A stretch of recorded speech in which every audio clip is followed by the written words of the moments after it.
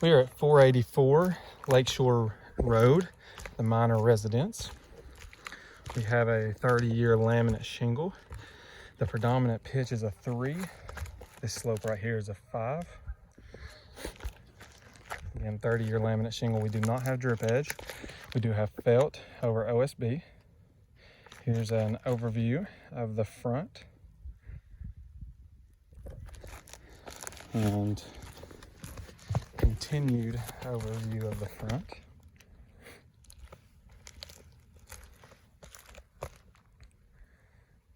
And here's an overview of the back.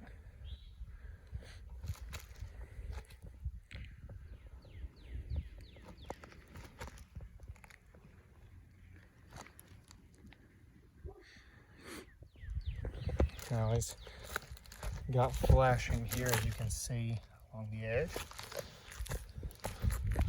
We do have aluminum fascia. We have 5-inch gutters with gutter guards all the way, front and back. We do have a different color on this section. I'm not sure what's going on there, but gutter guards across the whole thing. Now, he has complained about leaking on the back side in his bathroom. We're here at the pipe boot. Naturally, you don't see any wind or hail damage in this area. And so, I'm assuming you can hear that. It's obviously soft wood. Now, these shingles lift very easily on both sides. And the boot itself actually lifts pretty easily. Now, with this being just a 312, the water is more easily ran back up the roof. So that could be the cause of the leak right there.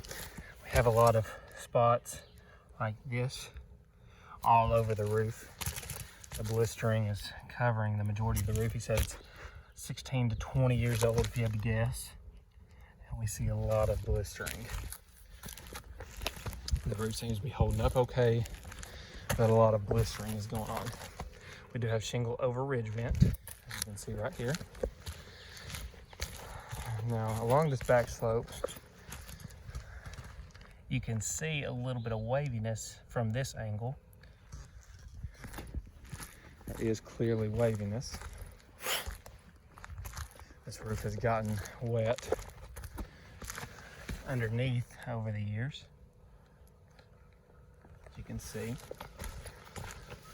there is some lichen growth here and down the edge a little ways,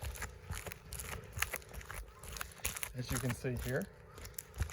He also has some leaking around the skylights. Now you can see naturally there's a buildup here along the edge, and of course that isn't great. That'll trap water a lot of times and potentially get him. Over here is kind of a similar situation. I removed some of the debris here, kind of get an idea, but water is likely stopping and getting caught as debris falls behind. This one's not as bad, but you can see a similar situation going on here. So you can see, even on the front slope, a lot of these blistered areas. We do have a little bit of waviness right here to show that the water is likely getting in there and running down and making this area weak over time. It's also got some leaking around the chimney. A couple nail pops. There's a good example of one. Some leaking around the chimney, which has a medium-sized chimney cap on it. As you can see, there's a lot of lichen growth around it as well, and a lot of debris trapped behind it, which is likely trapping water for water to get in there and leak into the house. Now, as far as storm damages, on the west front slope, we have no wind or hail damage that I can see. And on the back slope, same thing.